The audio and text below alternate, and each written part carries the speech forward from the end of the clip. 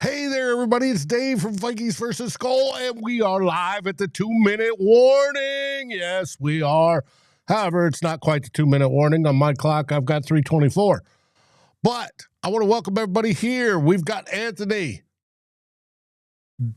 Dave, I sent you a pic. I'm going to send you one to Tyler in a second because it's a good question to ask. Well, I'll wait for that. All right.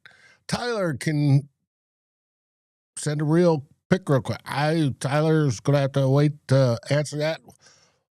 Are you on Discord? That may be a way to do it. Well, Dice Mixer, well, we had him for 2 in a row. Anyways, yes, we did. I'm curious what the issue is with his hand. And we're by him, I'm assuming you're talking about JJ McCarthy. Peter, welcome to the show. Yes, we need to start drafting better. That is a good thing. Yes, we do. And we need tough football players like Aaron Jones. If we hold out to win this, he definitely deserves a game ball because the dude's been playing through a what looks like a painful ankle injury. All right. Yes, the roughing passer calls were questionable. Biggs. Biggs asks, Max winning the game with better stats than JJ. Well, I don't know about that. I'd have to look. But, yeah, you know it is. Addison went out with a leg injury. Great, Anthony. Freaking wonderful.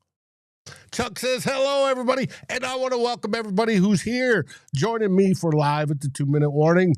The show as we watch or close down the last 2 minutes of the game together and we react.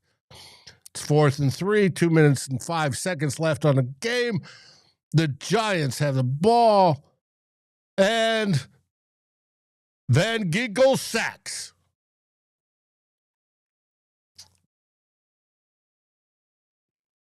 Jackson Dart had no chance. That's right. Yes, Dice Miller, Kelly with another concussion. That's what it sounds like. Yes. All right. Ray. All right. Van Ginkel. Yes.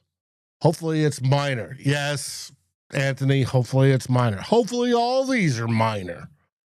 And they'll all be back and ready for next week or for Thursday when we play the Lions on Christmas Day. All right. NXD 36 says, great game sealing the sack AVG. Yes, it was. Raymond, SKOL, everyone, and Biggs. Yes, absolutely. SKOL, everybody, and Biggs. Yes.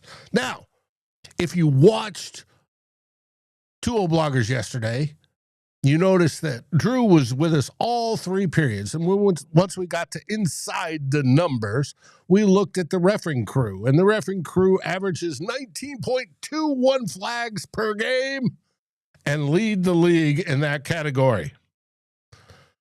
We joked about betting the over on that. Well, folks, we blew the over away.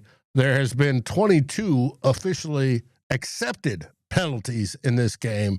It's 11-11, but this referee team is absolutely horrid when it comes to calling flags. Yes, Dicey Mixer, I agree. I was hoping for McCarthy on Christmas, and who knows? Maybe it's just, a little bone bruise or something stupid like that. T-Bass says, Max came in and did just enough to win. Just like the backup QB is supposed to. Yes, he did, T-Bass. He did. He did. That and the defense, without a doubt. But we haven't won yet, so we got to hold our breaths on that. It's 1:58, and it's time for me to hit the roll-in.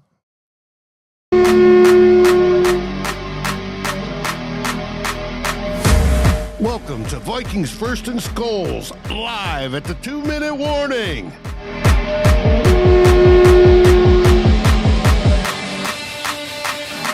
Next. And I'm back. And yes, I know there would be this too evil to say, oh, yay, winning a meaningless game to make our draft position worse. And McCarthy is injured with another concussion. I don't think McCarthy's out with a concussion. I think he's out with a hand injury. This team is so bad. Yes. Kelly's out with a concussion, though. Cashman with 16 tackles. Wow. I haven't looked. O'Neal missed a block. Hurt Jay. Yes. 3 timeouts left. Blake Cashman has 16 tackles and 7 solo. He's had a good day. All right. Hand off to Jones. He barely makes it back. Yeah, just shy of the line of scrimmage. Brian says last sack was a covered sack. I'll take him anyway we can get him. Anyway, coverage, speed of the defense of the rushers, whatever. Combine them both? Sure. Chevy says, how about those Vikings? Can we find more controversy, please? Oh, I'm sure there's going to be some, Chevy. And there's going to be more talk of Joe Burrow after this game. I guarantee it. Two-Tone says, yeah, it's a hand on McCarthy. We all saw the shot where the trainers grabbed his hand and he wins. So we'll see. Chuck says, saw Turner get a lot of double teams today. BRD, yes, good. Too evil, broken wrist. That's what I originally thought, buddy, but who knows? It could be a broken bone in the hand. It could be, heck, a bone bruise. I have no idea. Yes. All right. Max Brosmer takes the snap, hands off to Aaron Jones once again, and he gets about 4 yards. All right. Like I said, Jones has had a great game, I think, so far. He's been a workman, especially on that gimpy ankle. And you can see he's limping back and holding the back of his leg. Max is playing good enough to be our QB3 next year. Yeah, well, I think so. I wouldn't get rid of him. Not at all. Not at all. None whatsoever. All right. Here comes Xavier Scott. Well, maybe not. We'll find out. I'm streaming today, guys, on Sunday Ticket. That's all I've got because this game is not shown nationwide this time. It is not good enough. Yeah, Aaron Jones has been limping around. He's hurt. He got hurt early with an ankle injury. Same with Jordan Mason, or Jordan Mason couldn't play through it. Anthony says, I think McCarthy's the same injury as Herbert will play through the pain. We'll see. We'll see. We'll see. T-Bass says, most likely a broken bone. Best case. We'll find out. I'm sure we'll find out either right after the game or at least tomorrow. Jones goes again, this time for about 12 yards and a first down. Yes. Woohoo. Woohoo. Good for Aaron Jones. I featured him on the thumbnail today. All right. But I figured him and Jordan Mason would have a good day. Well, Jordan Mason left. Jones is playing through it. Max looks like 3 speeds slower than the Vikings or the Seahawks meltdown, which is a good thing. All right. Vikings ride players till they die. It's so nice. It is too evil. That's the sport. AJ put it away. There's the game. All right. That's the game, folks. Two-tone. It should be nothing but victory formation here on out. Drinking a little bourbon, a little Old Forester, believe it or not, which is a good bottom of the shelf or right above the bottom of the shelf. Bourbon. Good example of a bourbon. All right. Big says, nice. We dropped another draft spot. Well, hey, when you got a GM that doesn't draft well, what does it matter? We'll see. All right. It is a final. Vikings win. Vikings win. Vikings win. Final score of a whopping 16-13. And the Vikings defense held for the 5th game in a row the opposing quarterback to 0 touchdowns thrown, which is a good thing. All right. Too Evil, I want to maintain a mid-team for at least the next 20 years. Well, Too Evil, you may get your wish. Two-Tone says, who cares? Hey, another victory.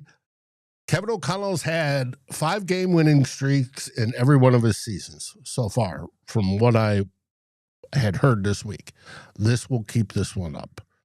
So if you care about that. I also saw his stats compared to Mike Zimmer's first 4 years. Believe it or not, Mike Zimmer leads. But hey, it is what it is. Love or Downs or Peters, S-I. What? Peters C? Not sure what you're saying. Oh, Love, as in the Notre Dame running back. Yes. We'll see how it goes. Will you take a running back in the first round? He better be Adrian Peterson, like I would think. Ties a 25-year record with no passing TDs. Yes. Cool, Chuck. Thank you for that. Mopus, our draft. Not sure what that means, but okay. I have not done any draft prep so far. That's up to Tyler, and he's going to do that. And he has looked at Love. I've got 3 recorded breakdowns so far, and Love is his 4th. Big says, I figure I have 2 years left to live, so I'll never see a Super Bowl, much less win. Biggs, I'm with you, brother. I'm with you.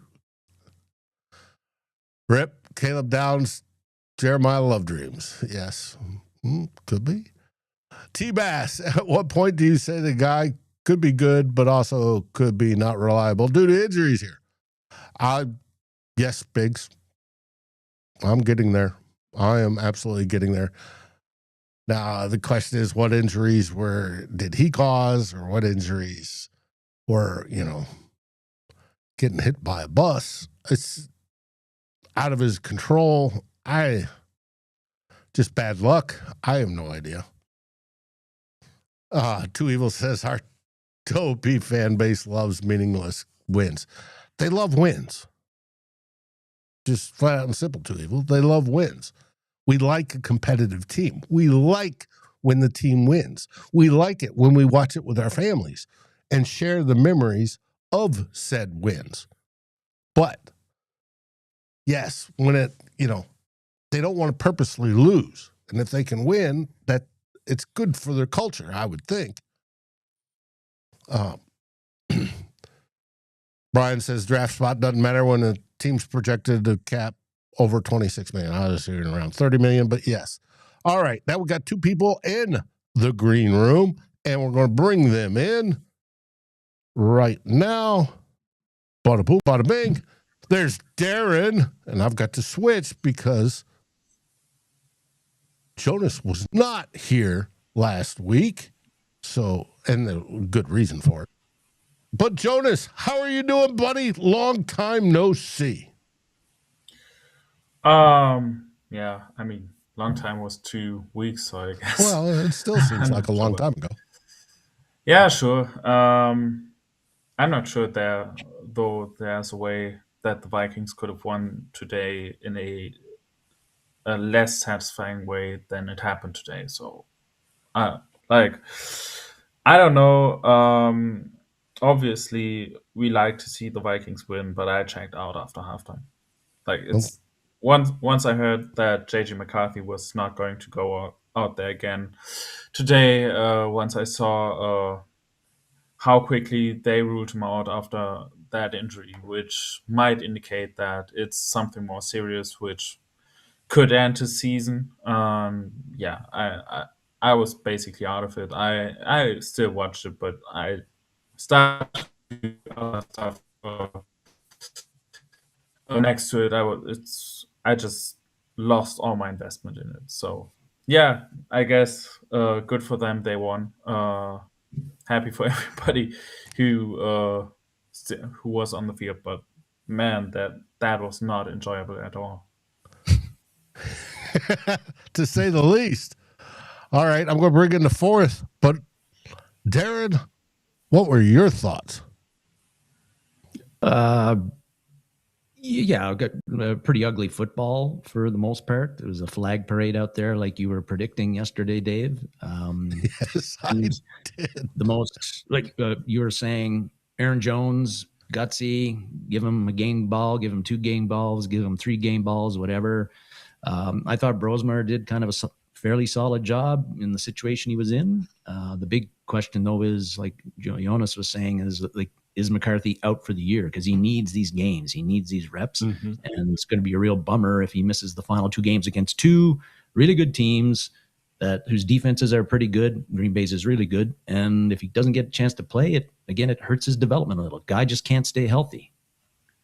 And it's not just that JJ McCarthy would have needed those games. The Vikings need those games to evaluate him, to figure out what to do at this position next season. So the Vikings would have needed that just as much as JJ McCarthy needed that. And yeah, it's now it's right back to 0. And at this point, they are in a really bad situation right now.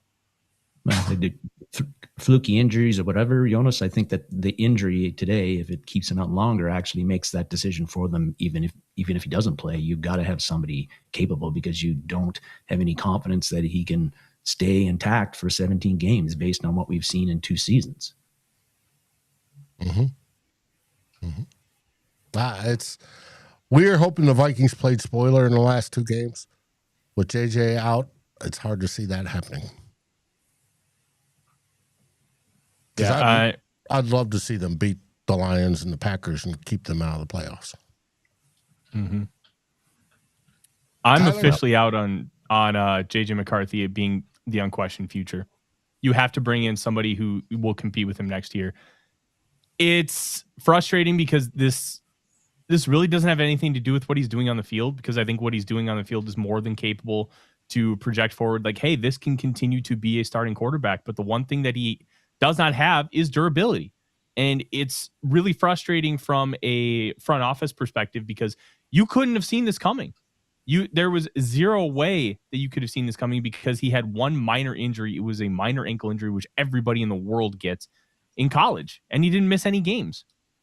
So the fact that he now has 5 diagnosed injuries, and I'm separating the hand injury against the Ravens versus the hand injury that he suffered today until we get clarification that it's the same thing, which I'm going to be honest, I don't think it is. 5 diagnosed injuries in 11 games. He missed 18 games already in 2024. He's missed, 6 games so far this season, and then he got knocked out of another one. You can't trust this guy to stay on the field. And if you can't trust him to be on the field, you can't trust him to be your starting quarterback. You need to go out and get somebody who can compete with him. A Malik Willis. That would probably be my number 1 option. Bring in Malik Willis, give him a Sam Darnold contract, and let him compete. Because let me tell you, what I saw from Malik Willis yesterday against the Bears was freaking awesome. It looked like, hey, this guy's finally starting to figure it out, when he had coaches who actually wanted him. Because remember, when he got drafted by the Titans, Vrabel wanted nothing to do with Malik Willis. That was a John Robinson pick. It was one of the reasons why John Robinson lost his job, because there was a massive disconnect. A free agent after this season. He is a free agent. And I will not trade for Mac Jones. I think that is incredibly bad process, because the Niners are going to try and get a stupid amount of capital for him, and he may not even be your starter. Pay somebody in free agency and bring him in.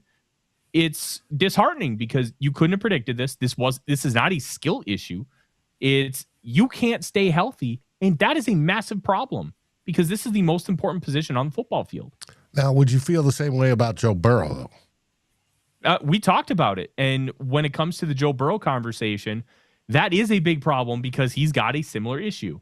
He continues to miss football games. I think when we talked about it on the Real Forno show, I think it was 22 across 6 years with 3 major injuries. That's a big problem in itself. And if you want to make the Joe Burrow trade, the one thing that you can lean your hat on versus what JJ McCarthy is, Joe Burrow, when he's playing on the field, is a top 4 quarterback in this league. And if you want to take that risk, you at least have that to lean on. Okay, we know that he's had injuries and we know that he's gotten hurt. We think, 1, our offensive line is much better than the Bengals, which it is. And 2, we believe that we can keep him upright and prevent him from getting hit, and we can minimize some of that risk. And you know what? There's a good chance they're still wrong.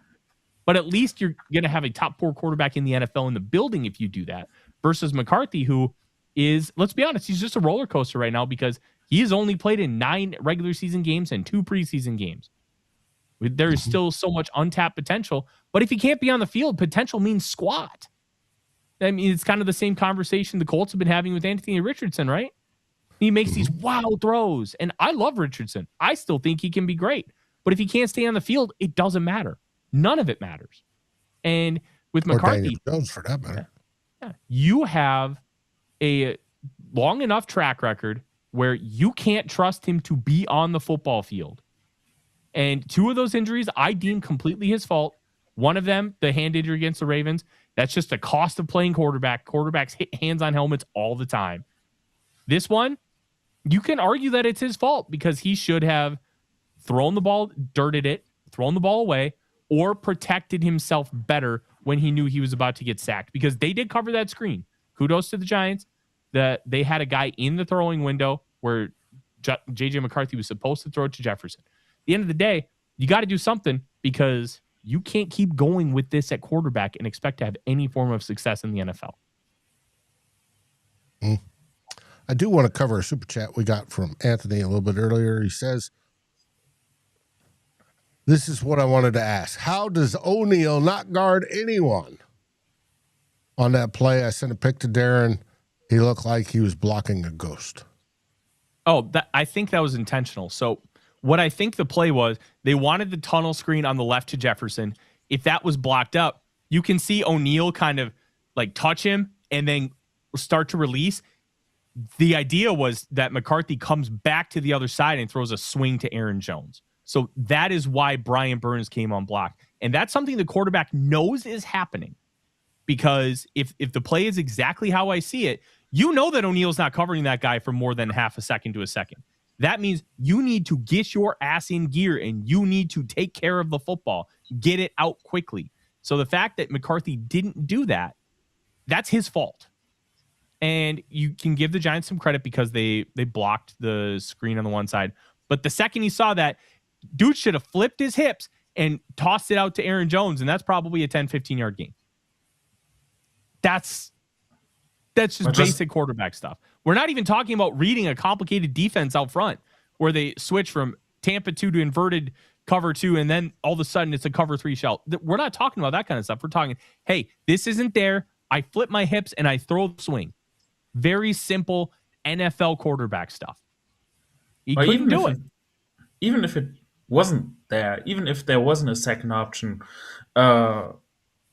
just either throw it in the dirt or go down, protect the football and protect yourself. Yeah. What you just can't do is stay upright, stay there with the ball in your hands. That's the one thing you couldn't do. That's just the one thing you cannot do in this situation. So, yeah, that's 100% on him. And I know how it looks, but Brian O'Neal is doing just what he is supposed to do in this situation. So, yeah. Yeah, it looks way worse than it is because you see Pro Bowl right tackle not blocking a Pro Bowl edge rusher. But when that happens, that's by design. That's intentional. It's to manipulate that player. We saw Dexter Lawrence come in, and then they throw a screen right behind him. Those things are intentional. It's to take advantage of the thing that they're best at. It just sucks because McCarthy could have done about 3 or 4 different things to protect himself and the football. He did none of them. And it's really frustrating that we are having this conversation over and over and over and over and over again about McCarthy because he can't stay healthy. And he is putting himself in position to get hurt. That's part of the conversation too. And it's why after that concussion, I wrote about, hey, maybe this whole talk about, organizations fail quarterbacks before quarterbacks fail organizations. I think you can make a stronger argument today that McCarthy is failing the organization, and that could be the reason why they choose to potentially move off him or bring in another quarterback. Because at the end of the day, if they are putting themselves in position to continuously get hurt when they don't have to, you are failing your team. You are failing the organization. You are failing the coaching staff. McCarthy continues to do that. That's a problem. I feel like I've been very level-headed and agnostic on what McCarthy is at this point. I don't overreact. I don't, oh my gosh, he's God because he had a couple good games. I said on Monday, and Dave got real mad at me because I said I want to see him do it against a really good defense before we really start to take that next step, because that's part of the conversation about his development, right? Mm-hmm. Today, I thought he was relatively sloppy. The ball placement was terrible. That it wasn't against a good defense. No. The pick 6 to Javon Holland that got called back because of a neutral zone infraction. Terrible ball placement. If you throw that ball 2 feet lower, that ball does not get intercepted. The interception to Jalen Nailor, he's throwing it on the inside shoulder on an out route. And Nailor should still catch it. Part of it's on him. But if that ball placement is where it's supposed to be, there's no potential for an interception. You have to play quarterback with good ball placement, and he doesn't have that right now. That's a problem. Now, he had a lot of good up to his game today, but you talk about ball placement. Every one of those passes was catchable. Doesn't matter. Here's the thing. Matter. There is a difference between this ball is catchable and this ball is a really good throw. Is wrapped up with a bow and handed to the wide receiver. Yes, it does matter. If you're throwing to Jordan Addison and it lands in both hands and it comes out as he rolls in the end zone, that's on Jordan Addison. We're not talking about that throw, Dave. We're talking about the one that's high over the middle of the field that hits the hands and goes into the defender's arms. We're talking about Jalen Nailor, where the ball is like 4 feet inside. He caught it. His hands were right here. It hit both hands. He turned his head at the last second to look at who was coming. He looked to run before he had secured that ball. That one's on Nailor. Sorry. Now, could have been... Nailor couldn't run on that. He was on the sidelines. But he saw the defender coming in. He was looking to where he could step and go forward. He wasn't going immediately out. He was looking to run up the sidelines. He had literally nowhere to go because he was turned in the air and he was flowing out of bounds. I can't wait to watch the all 22 with you on that one, because I know I'm right on this one. Because he caught it on his... He looked at JJ, caught it on his left shoulder or right shoulder, which was the inside. It caught both hands. He turned his head like this to look at the defender, and it released. The ball deflected and was intercepted. The placement wasn't perfect. If you want, you can put it on his chest. But a ball thrown at your face mask, you should catch. And his hands were literally only this high. It's not like he was reaching and had alligator arms. Nothing like that. That ball should have been caught. Sorry. I'm not arguing that it shouldn't have been caught. It should have been caught. But the placement wasn't bad. It was... No, the placement was shit. It was bad. Well, you put it on the left shoulder and then it's out of bounds? Yeah, that's the whole point of an out route. You put it towards the sidelines. Absolutely. That is what you're supposed to do. You're supposed to throw it away from the defender so your receiver is the only one that can catch it. There is a 0% chance that gets intercepted outside of a fluke if that is good placement. It had bad placement paired with Jalen Nailor not catching the football, and then you have disaster. Those little details add up a lot over the course of the year. Your wide receivers are paid to catch footballs. They should catch footballs. Yes. And if it's within their catchable range, they should do it. Now, Dave, I'm not absolving the receivers here. The receivers need to catch the ball, but they also need help from the quarterback. It's a 50-50 split. They're both to blame. But if that ball has good placement, we're not talking about Nailor. We're not talking about an interception. And that, you want to remove as many variables as you can. Plus good placement eliminates it all. Anyways.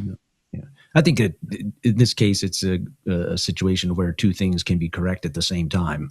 Which what you're getting at. Ball placement wasn't good. Like McCarthy on several of his throws was high. Again, we have seen that high. That throw to Addison that near the goal line that Tyler was talking about earlier that went off his hands. That is a layup throw. Like that, that was as easy completion as you could possibly get down there, and he threw it high. And we've seen him do that over and over and over again. I had an old baseball coach who once told me every throw, maybe this is what it has to be for the Vikings wide receivers for a while if McCarthy's going to play, is like an old baseball coach told me, expect a bad throw every time. I think that they got to start expecting a bad throw, that the ball isn't going to be, right where they want it.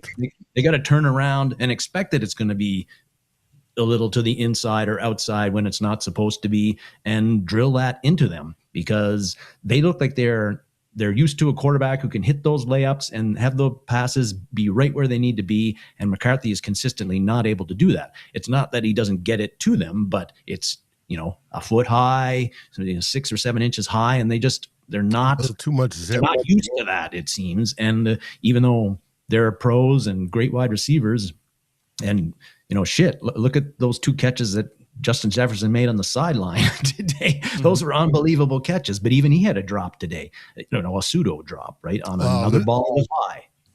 High, and that one was zipped.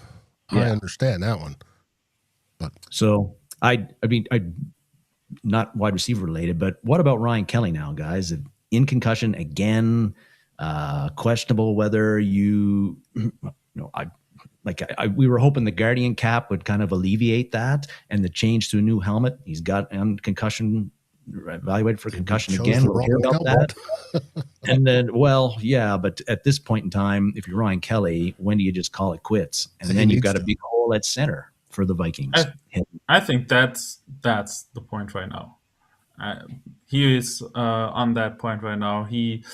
The new helmet and the Guardian cap was kind of the last ditch attempt, and I think he's gonna go on IR again, and I don't think we're gonna see Ryan Kelly out on an NFL field again. And even if he was going to return to the NFL, I don't think it's gonna be as a Viking. He has an 11 million cap hit next year. None of it is guaranteed, so not going to see him again.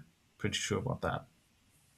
I'm not going to tell any player that they should or shouldn't do anything, but if you just look at the numbers, the fact that he suffered 3 concussions and now he suffered one with a Guardian cap, man, it would, if I were in his position, it would be really tough for me to want to come back. But I mean, he's 33 years old, I think. If he wanted to come back, I get it. Especially because his concussions, I think, are relegated to just 2 seasons.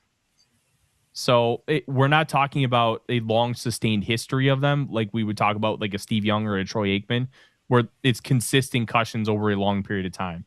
It's 2 abnormal years where he has 3 concussions. That sucks. It's awful. It's brutal. But I can easily see a player or maybe even a doctor saying, hey, if you have that Guardian cap and you have a full off season of rest, there's a good chance that, hey, maybe we don't see another concussion from you. Or change to the viscous helmet. Yeah, just do whatever you think is best. I'm not going to tell him he has to do anything. But if he retires, nobody would be surprised. Nobody would be mad at him. No. Now, were you surprised that they brought Juergens in instead of Brandel to replace him? A lot of people were talking about the fact that, hey, Brian O'Neill might go out. Well, you can put Brandel at center and then just kick him out to right tackle. To me, that was an excuse. Yes, it does, Dave. I think the fact that Juergens was playing at center meant something. Now, maybe we'll hear from Kevin O'Connell that it was just, hey, we just wanted him to not have to think about playing center, and then we'll just throw him at right tackle if we need to. But, hey, other than getting absolutely pistol whipped by Abdul Carter when Carter was lined up. Carter was lined up at middle linebacker, like how the Packers were using Parsons, and then just did a spin move on him and bitched him.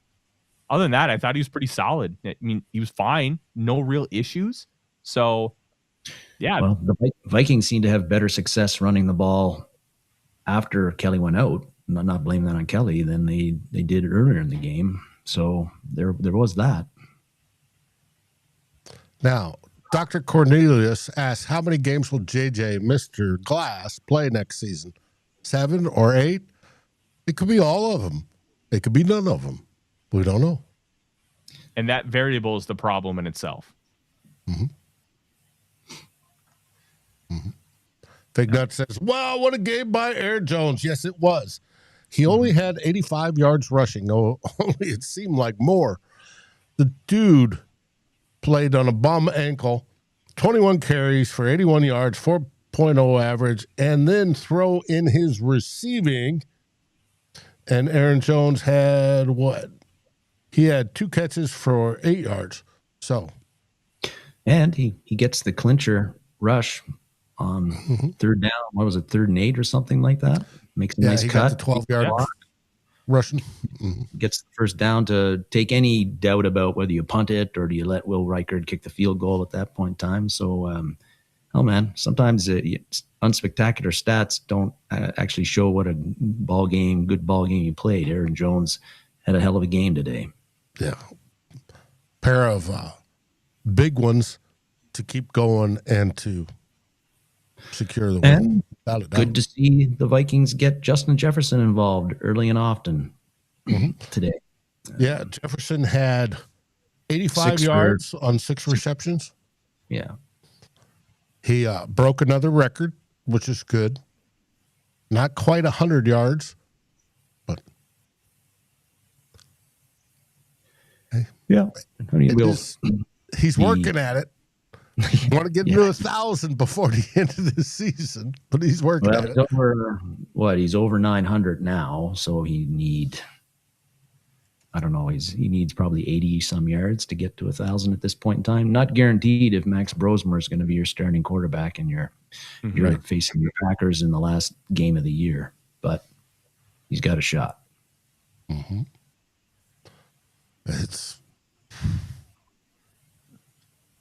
But let's hope for it because he deserves it. He's at 917 yards. Thank you, Jonas. Easily doable. I will say the one thing that really impressed me early on in the game is O'Connell's varied screens. The screen game has been pretty rough with O'Connell the first few years, and I think the last few games he's really brought a lot of new things to the table and done a really good job of trying to get his players in space with the ability for yards after the catch. I think the screen game has been significantly improved, and that's a really nice development considering where we have been. We don't know because we're not at the practices, but also I'm sure KOC realizes that he has to get better at the screens for this offense to be successful passing the ball. So maybe are they drilling it more? There's more emphasis on it in practice than there would be normally when they could depend on the the dig routes and the more explosive plays. Don't know, but it's something that occurs to me. Is there been growth in KOC this season? Oh yeah. Well, he's had to have a totally different offensive philosophy, I think, and I'm sure he's not loving it, but he does love the wins, and they're getting it done. They've been able to get it done against some not great teams, but I think, there has been some growth there, and he's shown an ability to pivot and what he's calling and what the identity of the offense is, and he's had to. So he couldn't keep on banging his head against the wall, doing it the old way with who he has at quarterback. He had to try a different way, and this is the way they got to do it. Okay. Chris Compton asks, what QB that isn't Joe Burrow should we kick the tires on in trade-wise? I'd sign Malik Willis, and I'd sign him yesterday. Yeah, but he's a free agent. The only other quarterback I could potentially see, maybe, you have like Baker Mayfield. He's going to be entering the final year of his deal, and he's really struggled down the stretch. Maybe that could be an option. Chargers quarterback? I don't think Herbert's on the market. I don't think they have any interest in trading Herbert. I think all of that is a pipe dream. Obviously, the Vikings called about him before the 24 draft, but they were told immediately no. Not even a conversation. They were just told no. I don't think that's changed. Herbert's gotten better. Oh, and I agree. Yes. And the Chargers are 11-4 with an offensive line that we've seen this Vikings team have year after year. Both their Pro Bowl tackles are out. Like, it's bad, and they're still 11-4. I don't think they have any interest in moving him. Dr. I think Cornelius. that's a pipe dream. Cousins. I mean, I also don't think that that Burrow is going to be moved. Like, that's obviously a dream, and yeah, we've seen the things he said and all the stuff, but at the end of the day, the Bengals aren't going to trade him. It's also just not going to happen. I think the Bengals will do everything they can to get another run at it. Obviously, this roster doesn't look like it's close, but we also know if you have a QB like that and he can stay healthy, you're gonna be in position pretty quickly if your roster isn't like absolutely dog crap, and therefore I really don't see the Bengals doing anything. So yeah, I'm not sure if I want to take a shot at the trade market. I've also brought up Malik Willis, like, I think like 3 or 4 weeks ago, before McCarthy had his good stretch of games. And yeah, obviously, I'm not sure if if this job is going to be the one he's going to be most interested in, because I think at the point where he's at right now, he wants a clear pathway to being a starter, to prove himself. And I think even though he could have a pathway here, I still think the Vikings still want JJ McCarthy to be the starter, and there might be situations that are more clear cut where Malik Willis can take over. And I mean, I don't think he's gonna enter any training camp as like the clear cut starter, but I think there are still situations where he's gonna have a slightly better way to become a starter. So I'm not sure if the Vikings are going to be top of his list. I guess it depends on the conversations you have and what they convey to his agent. Are they conveying that, hey, you're going to get a chance to be the next Sam Darnold? And, you know, with where McCarthy is, we're not in a position where if you just beat him out, you're the guy, and we're just going to ride with you. Is it going to be the Daniel Jones, Anthony Richardson thing? Because I think that's the conversation now that we're going to start having. Is this going to be, hey, if you win the job, it's yours, and we're not just going to have a short leash on you? I think that would be the determining factor for a guy like Willis. There aren't a ton of spots where he could potentially be the starter. You could maybe consider the Cleveland Browns. They're going to have a high enough pick where they're probably going to get Dante Moore, Fernando Mendoza. Maybe the Raiders, but they have Geno Smith, and they just paid him a ton of money. The Cardinals, like, you look around the league, there aren't a lot of clear-cut spots for him to compete for a starting job. So I think that would be a huge factor here too. Maybe he wants to go to the Chiefs and he gets to play for like 3-4 weeks before Mahomes comes back.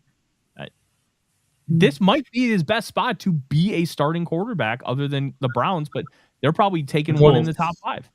The Colts might be one, because I don't think Daniel Jones is going to be ready at the start of the season, and I'm not even sure if the Colts will give him a big extension now that he's probably not going to start next season. So this is a situation that could be up in the air, especially since the Colts in contrast to the other teams you just mentioned, are not going to have a high draft pick. So I think they are one of the teams to watch for that. Yeah. If you're Willis, if I'm Willis, I'm looking at, like you said, the situation that he could be going into here. If you're him, you don't have much of a track record as a starter. You go to a bad team. You don't have weapons around you. The offensive line is shaky. Like you could have a really short run as a starter with a bad franchise. You come here, if KOC tells you it's an open competition, you win in training camp over McCarthy, you're the guy, and we're going to stick with you through thick and thin. Look who I'm throwing to. Look who the offensive line that I potentially could have there. I've got a defense that hopefully Brian Flores is coordinating again. That would be a pretty prime. That's a place where you're set up for success. And then you play strong because you've got a strong team in front of you, offensively and defensively, and it makes you look even better than maybe you are. If I'm Willis, I'm looking at those factors too: money, but opportunity. But yeah, what team am I walking into? Mm-hmm. A lot of interesting conversations are going to happen at quarterback this offseason, and the Vikings, unfortunately, are going to continue to be in those conversations. Yes, they will. Every year. Until we find the one that becomes a franchise quarterback, and we'll see. I want to give a clap out to Flores and Harrison Smith, his assistant defensive coordinator today. I've seen Jackson Dart play a bunch of times, and I've been pretty impressed with him. Today, they totally cut off his ability to scramble. The Giants had no interest in throwing the ball at all, and the run defense wasn't great at times, but they kind of cleaned it up later in the second half. They just totally throttled Dart today and made him look like he was a undrafted rookie free agent starting in his first game. So I thought it was beautiful job by the defense for the most part, and I don't want that to get lost. Mm-hmm. Mike Kafka's play calling tells you everything you need to know about Jackson Dart. If you really believed in him, you'd allow him to throw the football until it was absolutely necessary. They didn't allow him to throw the football. He had 33 passing yards. I don't have a high opinion of Jackson Dart. I think he stinks. I think he doesn't have any discernible trait that's worth developing at a first-round pick kind of level. And I think the way Kafka used him today really emphasized that. Plus, when he got pressured, he stunk. He didn't know what to do. He was running into sacks. He got bailed out of 2 sacks because of the helmet-to-helmet rule. Yes, I think Dart stinks. I don't know. I've seen games this year where he has done like Caleb Williams stuff on pressure. So I don't know. We're not seeing the same quarterback all the time. How about maybe the defense was the reason that he stunk today, not because he stinks? I think it's a combination. Oh, take the middle road, Tyler. Take the middle road. Well, hey, I'll take it if I think it's true. I think that the defense was pretty damn good today, and I think Jackson Dart stinks. 2 things true at the same time again. Yes, absolutely. But I just wanted Harrison to get another sack to pad his stats to hopefully get in the Hall of Fame. Those are 2 tough calls. Like a defender's got about the space of a pie plate that they got a target to not get flagged. It's right, and not land on the quarterback in the process.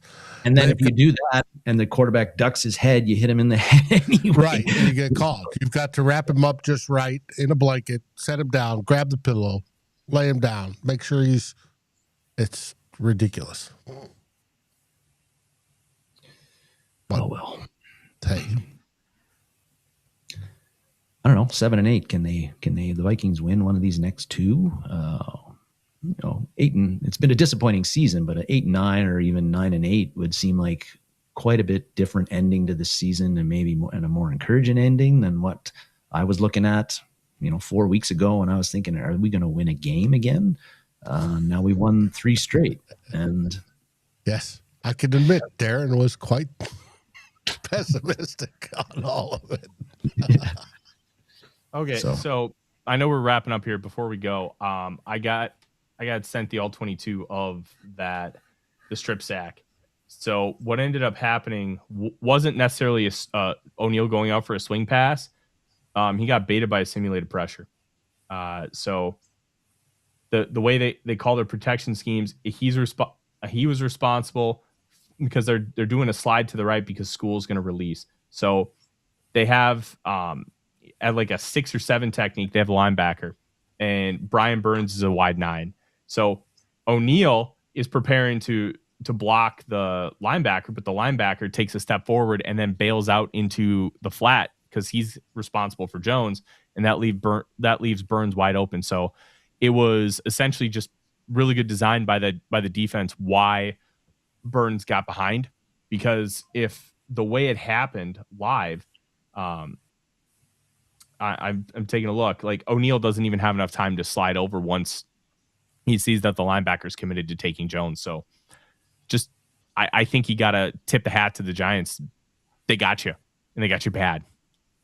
Bringing up that play, it makes me think of at that point, remember the Vikings handed off to Jones before that. He got 3 or 4 yards or something. They didn't really hurry to the line or anything like that. Didn't show a lot of urgency. They didn't call a timeout. They only had timeout. So I'm thinking, they're just kind of running out the clock.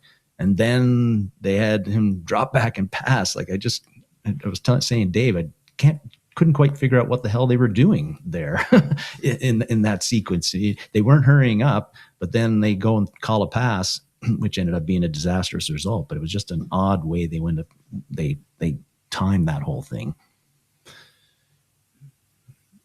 Yeah. Yep. Terrible clock management at the end. It's like either run the clock out or be serious about trying to make a drive. The fact that they were so laissez-faire.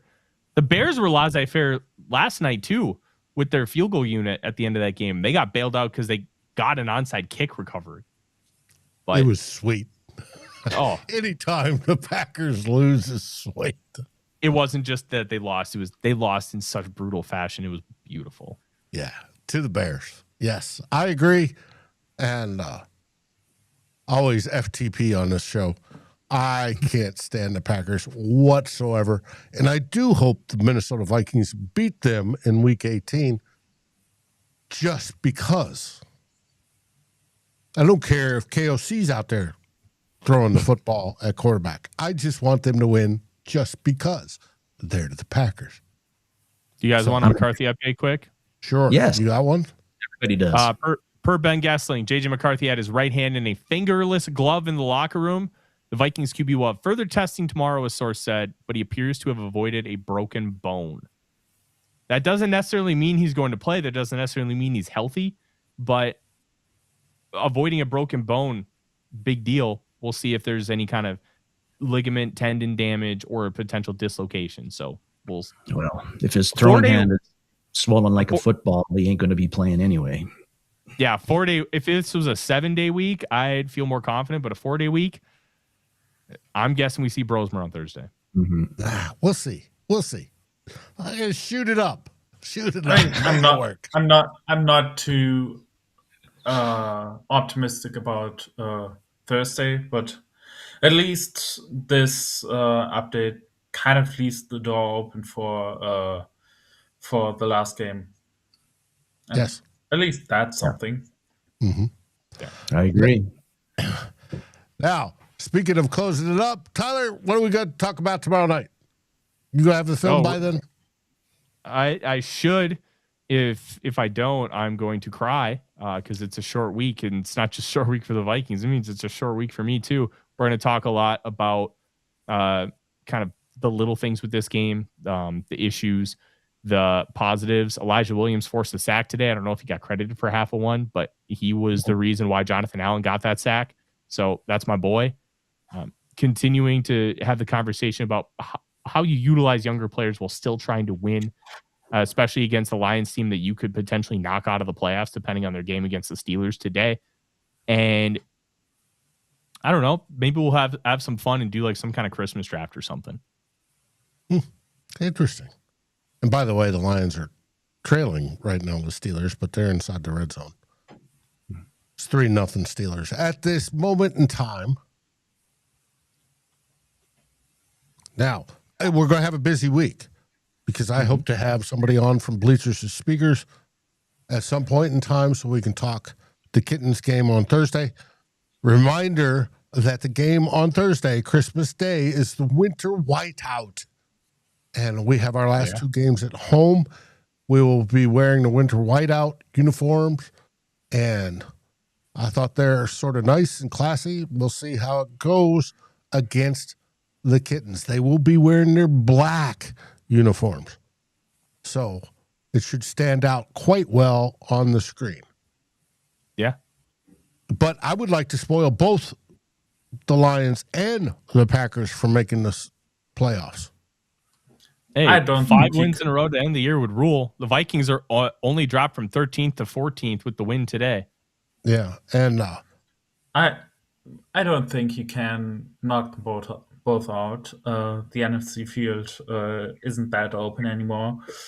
I think the you thought of probably it is nice. Yeah, you probably can knock one out. Like, if you win against the Lions, I think it's almost over for them. If the Lions win, and I think the Packers have a pretty tough game next week against the Ravens. You might be able to knock the Packers out in Week 18. God, that would be Because if the Lions win, I think they also have a good shot at beating the Bears. And if the Lions beat the Bears and the Packers lose against the Vikings at the same time, the Packers are probably out. Right now, the 3 wild cards are the Rams, the 49ers, and the Packers. Because Tampa Bay lost to the Panthers today, it makes it virtually impossible for them to get a wild card berth. I actually think it's impossible for Carolina to get a wild card berth too, because they play the Bucs in Week 18. So the Lions, if they lose 2 games, they're out. Oh no, without doubt, they're out. But I also want the Packers to be out. I think it's virtually impossible for both to be out. Wow. Pick one. I'll pick the Packers. All right. And the Bears, congratulations on the Bears. They're having their once-in-a-decade season. Congratulations on your 2022 Vikings and 2019 Green Bay Packers year.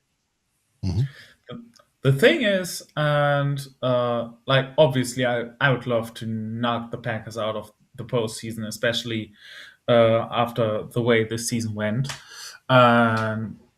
However, and this is something I've worried about the last few off seasons.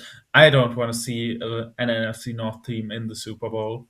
I don't care which one it is. And as strange as it sounds, I think if they are in the postseason, the Lions right now are the most likely team to make it. Because I still think they have the tools to go the distance if they get hot. And I don't think the Packers without Micah Parsons do. And I definitely don't think the Bears do. I don't trust the Bears like one bit. They are like, the Bears are basically the 2022 Vikings, like with all of the stuff going on, with the turnover differential, which is absurd and is definitely going to be subject to regression. And yeah, I don't trust the Bears at all. I don't think they're able to win 3 games against good opponents. So yeah, I think if they would all be in the postseason, I think the Lions are the one team that I would trust the most. So that's, even though I would love to knock the Packers out in terms of the danger of an NFC North team making the Super Bowl, I think the Lions are the most dangerous. So I kind of don't want to have them in the postseason. Gotcha. Are you going to be on your German podcast this week, Jonas? If we get it done before Christmas, probably. I'm not sure about if we even get it done at this point, because scheduling obviously is going to be challenging this week. because of the holidays coming up. So we'll see. Not sure about that. Speaking of which, any holiday travel like Mr. Darren needs to be safe, and don't hit any moose or polar bears on your drive down south. And we'll catch you all, as in two old bloggers, on Saturday after the game. We'll have the post game. So, but we'll also have live 2 minutes on Thursday, no matter how the game turns out against the Kittens, but we'll see. Want to wish everybody a Merry Christmas, Happy Hanukkah, and Happy Holidays, no matter what you celebrate. Stay safe. Stay with some good friends, family, drink good beverage, eat great food. And what do we say, gentlemen? SKOL Vikings. SKOL Vikings. SKOL Vikings. SKOL Vikings. Thanks for watching. Please like, subscribe, and ring the bell. And share this episode with your friends and even your enemies. We'd love it. Thanks for watching Vikings First and SKOL. We are part of the Fans First Sports Network, and we appreciate each and every one of you. SKOL.